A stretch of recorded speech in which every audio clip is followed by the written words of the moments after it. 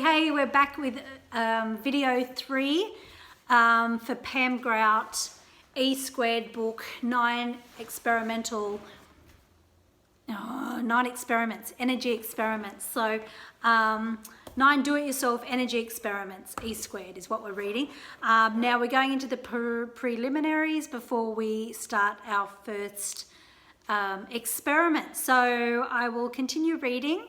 This is video 3. If you haven't watched 1 and 2, you probably should, so you're up to speed on the way of thinking, or opening your mind at least, and learning a bit about this book and what it's going to be, and the experiments that you're going to be doing.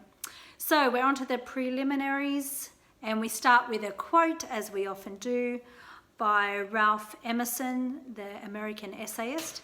He said, "All life is an experiment. The more experiments you make, the better."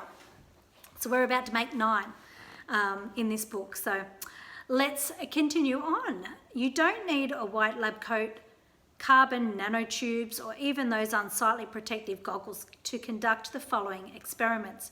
All you need is an open mind and the ability to observe, record your findings, and be willing to frame things in a new light. For those of you who flunked chemistry, let's start with a refresher course. Science basics. Number 1, what exactly is science? According to Webster's dictionary, science is knowledge attained through study or practice. It usually starts with a theory.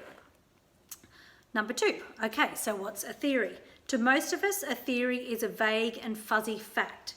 But when you talk about scientific theory, you're talking about a conceptual framework that explains existing observation and predicts new ones. A theory is accepted, not based on the prestige or convincing powers of its proponent, but on the results obtained through observations and/or experiments that anyone can reproduce. For example, the theory of gravity can be proved by anyone, from a toddler jumping out of a bunk bed to a voodoo priest leaping over a sacrificial goat. In fact, most lab experiments are repeated many dozens and quadrillions of times. The other characteristics of a scientific theory is that it's falsifiable, meaning that an experiment could also prove that it's untrue. The theory that Mars is populated with little green men who flee whenever we hunt them is not falsifiable, because in that theory, the Martians always disappear when anyone tracks them. But the theory that Martians do not exist is scientific, because you can falsify it by catching one and getting him an invitation to Good Morning America. Number 3, then what is an hypothesis?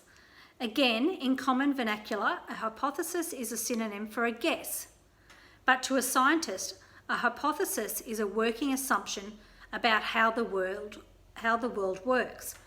Every experiment starts with one. You make observations about how the world works, and then you come up with a hypothesis that can be tested to see if it has truth value. It's usually cast as a statement that can either be refuted or proved. It's often written as an if-then statement. If I do such and such, then such and such will happen. Or if X occurs, then Y will follow. Or as X increases, so will Y. We will use it to form a scientific method. Number 4, a scientific method.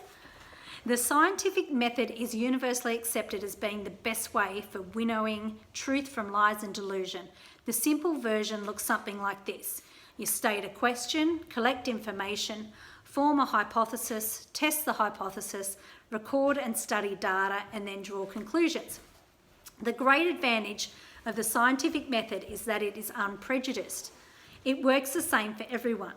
The conclusions will hold irrespective of your hair colour, your religious persuasion, or your shoe size. So a couple of ground rules. And we start with a quote, as we do, by Chris Beatty, the founder of National Novel Writing Month. "You are doing this because you are fantastic and brave and curious. And yes, you're probably a little crazy, and that is a good thing." Each of the following chapters presents an important spiritual principle and an empirical science experiment to demonstrate its validity. You can do the experiments one after another, which is what most people do because they get so excited after the first one. Or you can skip around. Do one this week, try another next week. It's really up to you. Before launching each experiment, make the intention to give up past conditioning. I usually start with this adage from A Course in Miracles.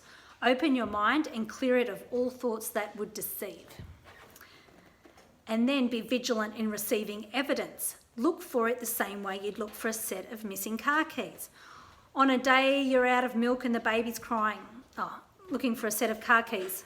On a day you're out of milk and the baby's crying. Whatever. After looking everywhere you'd normally put them, in your purse, in the pocket of your car keys, on a counter by the door, you start lifting up couch cushions, crawling under the bed, sifting through the kitty litter. The important thing is you don't stop looking until you're clutching them in your grubby little paws. Okay, if you go to the grocery store for sink cleanser,